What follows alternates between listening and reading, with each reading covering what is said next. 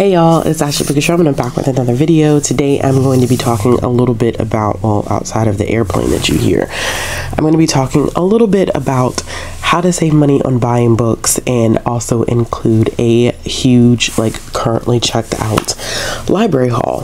So I have been thinking about this lately. I think that we are a community, we love buying books, we love hauling books, and so I know that everybody does not have the financial capacity to maybe haul in the other ways that people do. Some people have a little bit more flexibility. Nothing wrong with it either way. If you want to spend all your money on books, that's your business. If you can't afford to, I totally get it. I understand. I am in that spot too, where I literally cannot afford to spend hundreds of dollars on books a month. It's just not in my capacity anymore to do that. So basically, I'm here to kind of share a little bit about how I save money on books every single month. And of course, I had to include a currently checked out or a library book haul, because that probably is going to be the number one way that I save money on books, quite honestly, y'all. Especially when it comes to new releases, it never fails me that the best way to do it is to see if you can acquire it from your local library.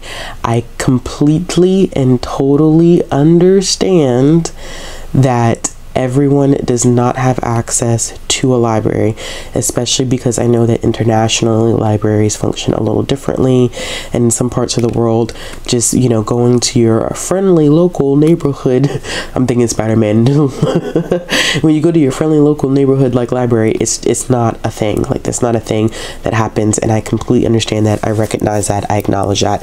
So if possible, I think one of the easiest and quickest ways to save money is to essentially try to go to your local library. And even then, sometimes it can get kind of dicey because of the fact that it all depends on what funding your library has. I think too that, it's a little bit harder with new releases if your library doesn't have good funding, but that doesn't mean that they don't have great books. They may not always have the latest and the greatest, or a bazillion copies the latest and greatest, but I think that that is definitely the place to start, which is why for me, that's going to be my number one, and that's why I decided to include a library book haul, because that's literally how I save most of my money, because I cannot afford to buy new release books anymore, y'all. They are way too expensive. If I'm being 100% transparent with you, if I get a new release book, 9 times out of 10 it's because it has been gifted to me from somebody, or it's come from a publisher, or whatever the case may be. And of course, because I work, with Book of the Month every month, I get newly released books that way, but I'm not buying newly released books anymore. I think that probably, and I hate to say it that way, but I think that has kind of saved me a lot of money, is that I do not, I do not have the capacity to pay $20, $30 for a book. Not with gas prices being as high as they are, not with the cost of food going. I don't have the budgetary kind of flexibility to be able to do that. I think that too, if, there's nothing wrong with wanting to read new releases, but I think that because I don't also mind reading a lot of backlist stuff, that sometimes that makes it easier for me when it goes to purchasing stuff. So purchasing backlists, or reading a lot of backlists, does help you save money, because after some point the prices of some of those books end up going down. I think if you are generally shopping with retailers, and I'm only speaking about here in the US, I don't know what equivalents would be overseas, but I know with Books A Million and Barnes and Noble, they typically have a reduced price section where you can find books that have gone on sale for $4 or $5 a piece. I can pretty much get brand new books for a relatively cheap price. They are not the latest and the greatest things, meaning that they're probably not what BookTube is talking about as a whole, but these are books that maybe I was interested in at one point, and I hadn't gotten the opportunity to read them because maybe they weren't available at my library. I just couldn't financially afford them. But I would not shy away from basically attempting to go in those bargain price sections. Another thing too, I know that a couple people have started doing this, is thrifting. So secondhand shops or thrift stores are great places to find books for extremely cheap prices. Once again, I think that if you're looking to build a collection, like your own personal library where everything is a newly like released title, I think that these tips probably are not going to be as effective for you, and I recognize that. But I think that like if you're just looking, like if you want to build your own home library, like these are good places to start. Like if you don't have the budget to go on like Amazon or go into a bookstore and drop, you know, $20-30 per book. But thrifting also is a good way. Like I have found some really interesting books or some really great books in thrift stores, where I think like the thrift store that I go to, which generally, like I think most places in the United States have a Goodwill, I am able to find like hardcover books for like $2.50. Like, you know, that's a steal. And then, you know, you find some like hidden gems sometimes when you go to those thrift stores. You find stuff that people like have gotten rid of, or like maybe they had a family member that had a large book collection and they're getting rid of their books. Like that's a surefire way to find some hidden gems that way too. And speaking of like cheap book sales, also, like if you do have access to a local library, check to see if your local library is doing like a library book sale. You can have potential to find some newer stuff at a library book sale. I think that I have found some really great things at a library book sale that I was not anticipating finding. Like I have found like full like trade comics at a library book sale, and that I was not expecting to be able to do that. So library book sales are also a good point of, you know, finding things that maybe you would want at a cheaper or a lower price. I think too that if you can find like just alternative bookstores that sell books secondhand, you can kind of get some stuff at a cheaper price that way too.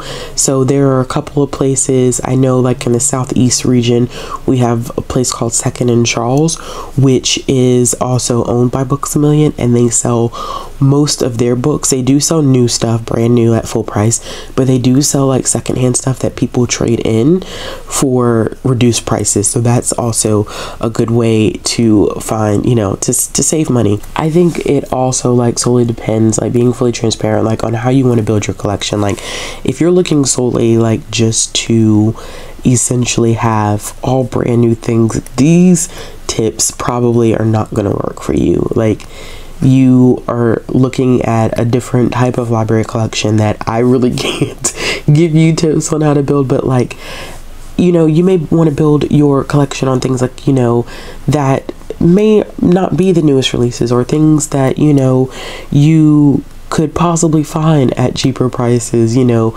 once you have waited. I think for me, like my surefire way of like testing, when I say waiting, what I do is that like I try to see if my local library has the new release, whether that's ebook format, e-audio, or a physical copy, and I test things out, and that ends up saving me a lot of money in the long run, because sometimes you end up buying books that you think you're going to love, that you think you're going to just, you know, it's going to be your new favorite, and then you end up really not liking that book, and it's super disappointing, because then you're like, dang, I just spent all this money on this book, and then when you sell it back, you're never going to get the full retail value of what you've paid on the book. So like I use my library as like a test tasting spot, where I know that if I try this and I really like it, and I think it's something that I can reread and something that I want to have on my shelves, then I know that, okay, I definitely like this book enough that I want to purchase it. And sometimes I like books and I still don't even buy a physical copy. Like I think like Love Boat Taipei, I've read that book like 3 or 4 times at this point. I still haven't bought it. I still haven't bought that book, and I really enjoyed like my read of that book every single time that I've read it. I just have never felt the inclination to buy it. So I think that using your library, if you can, as a way to like taste around, saves you a lot of money in the long run. So you're not wasting money on books that you know that you read once and you're like, oh gosh, I don't like this book, I'm never going to read it again, and then you end up just like unhauling everything. Not saying that, you know, you shouldn't unhaul, or that everybody, you know, doesn't unhaul, because I silently unhaul stuff, like stuff that I thought I would reread, and stuff that I thought I enjoyed, and I realized like, you know, I'm not going to. Or sometimes it's just like I don't have any space anymore, and I've got to make some tough decisions, and some things have got to go. Those are just a few ideas of what you could do in order to like save yourself some money when it comes to buying books, you know, also thrift books is a good way to find stuff. eBay shopping, like bidding on lots, is a good way to, like, specifically, like if you're looking for like an author's like backlist, that's a good way. I think that Better World Books is also a good website to use if you're looking to like order stuff online. A lot of that stuff is used though, and it does tell you the condition, but you know, I'm not gonna lie to you, sometimes you are taking a risk, but they're really good about refunding stuff if you get stuff that's like, at least with thrift books, like in my experience, like if I've ever gotten something where it just has not been, like it's been in horrible condition, they've been really great about like refunding me my money if I get something and it's like, oh, it's supposed to be in like really good condition and it's in poor condition, and I send them a picture. Like, they've always been good about refunding my money. So those are a couple websites too to check out if you're looking for really cheap books.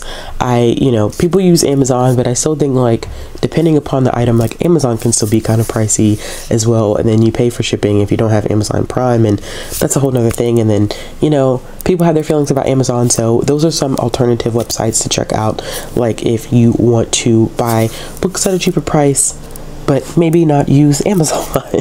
So that's kind of it, y'all. I'm going to like show you, if you can see this pile right here, right? These are all library books that I've currently checked out, and I don't even really think it's all of the library books that I've checked out because they're scattered all over the place. So I'm not going to really like, I'm not going to go into the description of every single book because we'd be here for forever.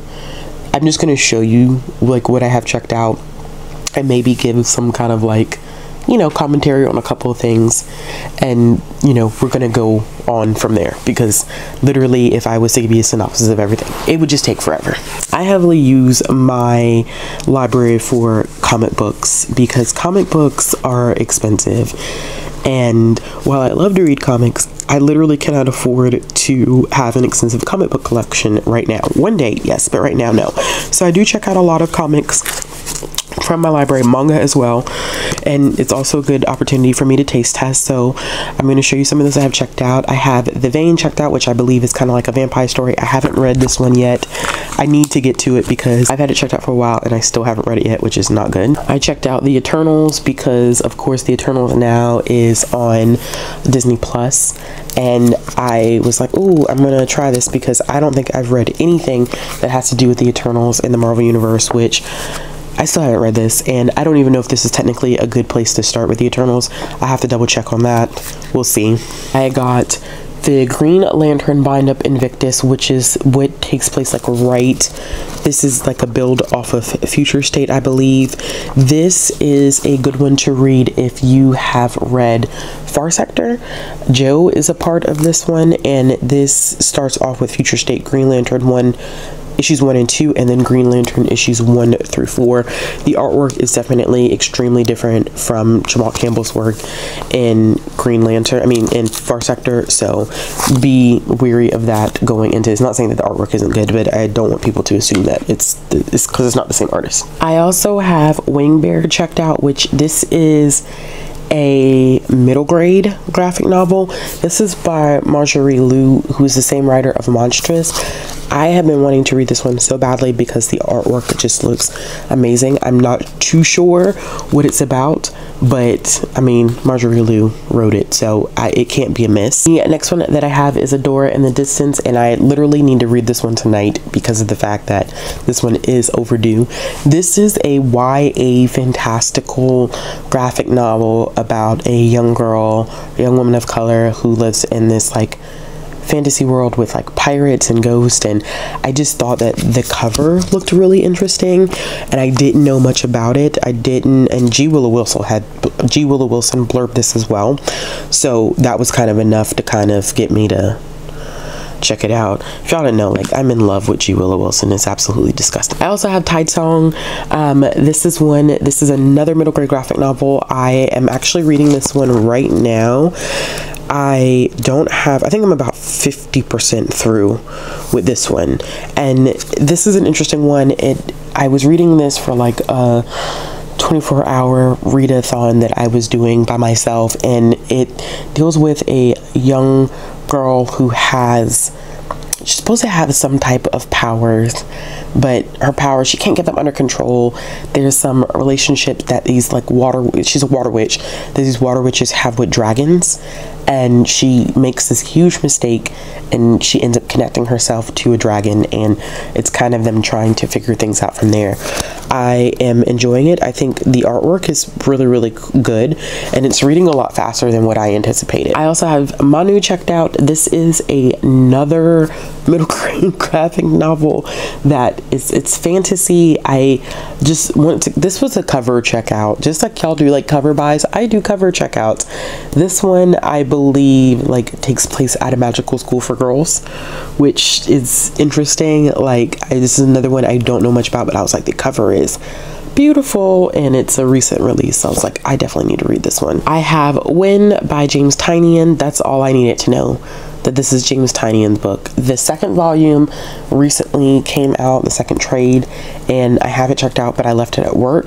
But literally the only thing I needed to know is that James Tynion wrote it. That's it. Like literally, that's all she wrote. That's all I needed to know. I also have Goosebumps Secrets of the Swamp checked out.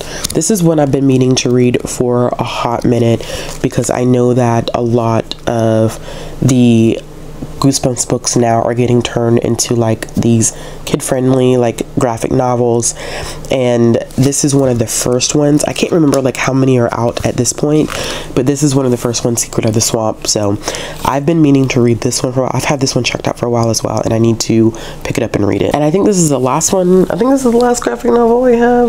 I think the rest of them are mainly like manga that I've checked out. So I also have The Legend of Auntie Po checked out. This is another middle grade graphic novel. So this is about a elderly Chinese matriarch who is supposed to like rival Paul Bunyan, but it's being told from the perspective of a 13-year-old who is living in Sierra Nevada in like 1885. I think this deals a little bit, or talks a little bit about like the Chinese Exclusion Act. And so of course, like this history, it's comic, I mean it's graphic novels. I mean I had to. And the artwork is, I love the artwork. I did a flip through of it and the artwork was just, I loved it. It definitely looks like it's cartoon based, but like watercolor. Love that mix up. Okay, so next I have some children's books that are checked out. I have Bad Guys, which is the first book in the Bad Guys series by Aaron Blabey. This is getting turned into a movie this summer, and these are a huge hit amongst kids. It's not really like it's kind of comic form, kind of not comic form. It's really interesting. It is it's the bad guys that want to be the heroes. Like that's what I'm gonna leave it at. If you haven't seen the movie preview for it, I think it's gonna be a real hit, and kids already like eat these books up. I'm using this for a project, by the way. This is part of a project. I have Living Ghosts and Mischievous Monsters, Chilling American Indian Stories, and this is one that I've been meaning to read for a while. I think the way that I need to do it is read like a story a day. It's 32 short stories. They're passed down from generational accounts, and they're collected from a thriving tradition of ghost stories in American Indian cultures across North America. So when I heard that this one was coming out, I was like, ooh, I definitely want to read this one. So I feel like every like night I need to read a story or two, because they're not long. Like they're literally a couple of pages a piece, if that. But I'm gonna put this to the side right now because I want to read a couple tonight. I also have Mrs. Dole is Out of Control, which is a part of my Weird School Days. This is another popular series amongst kids by Dan Gutman or Gutman. Cute like chapter book series written for like 2nd to like 4th grade kids. Part of another project, you know. Well, it's part of a project. I'll just put it that way. The next one that I have is The Way to Rio Luna by Zarata Cordova. This is a middle grade fantasy. It's about a pair of siblings who get separated when they're put into foster care system, and basically the older sister promises that she'll come back for her younger brother, and years pass by and you know she doesn't come back, but he's convinced that she is in Rio Luna, which is a place that is in like their fairy tale books that they read together. So I'm gonna go and make sure that he finds her. So I'm really interested in this one. I haven't really seen many people talk about this one, which is kind of surprising, but I'm excited to read it. The next one that I have here is Sauerkraut by Kelly Jones. I just thought that this one was going to be interesting because it's about this young biracial guy, and he is, I think he's supposed to be cleaning something out. Yeah, he's supposed to be cleaning out his uncle's basement, and then he encounters his great grandmother's spirit, which is whispering to him about sauerkraut. And so I just think it's going to be funny and interesting and something different. And this was like a random checkout. I don't even know why I checked this out. Who knows? And the last kids book that I have checked out, I have picture books that I'm gonna show you, but the last kind of like chapter book is Good Night Stories for Rebel Girls, 100 Real Life Tales of Black Girl Magic. And this is one that I also want to read, like a story or like a biography, like a night or more than a night, because these are really short. They're like a page long, but like reading a few of these a night. But basically, like, they have a picture of the individual, like this is Audre Lorde, and there is like a short biography and illustration, and then typically like a quote from that person. And there's a lot of interesting people in here, like some people I know about, some people like I don't know about. There is like, yeah, there are a couple people in here that I'm not as familiar with, but then some people that I am familiar with. And I think that this is just, it's a beautiful book, to be honest with you. It's just, I don't know if I could like flip through it. There you go. So you can kind of see some of the artwork. It's really, really pretty. And I wanted to read it because I wanted to know like if I should go ahead, because it's not cheap. This is a $35 book. And I was wondering if I should like get a copy like now for my daughter in the future, but I'll see like after I read some of the stories, which I'll put that one off to the side too because I need to start that. All right, so I'm gonna show you some picture books that I have checked out, and I'm not gonna really go into details about all of them. There are more picture books that we have checked out. They're just all over the house at this time. So I have Tia Fortuna's New Home. This is by Ruth Behar, she wrote one of my favorite middle grade books, which is Letters from Cuba. Really enjoyed that one. So this is a Jewish Cuban journey. I'm glad that she did it in picture book format because the one that I read was middle grade. I have A Place Inside of Me. This is one that is being used for another project that I'm working on. I have To Carnival, which is a celebration in St. Lucia, which the artwork in this one's really pretty. Some of these I've read and some of them like I haven't read. I have Hannah and the Ramadan Gift, which I have not read this one yet. I'm excited to read it. This is The Electric Slide in K, or Kai, depends, by Kelly J. Baptiste, which I really enjoy Kelly J. Baptiste. And then I have Home is in Between.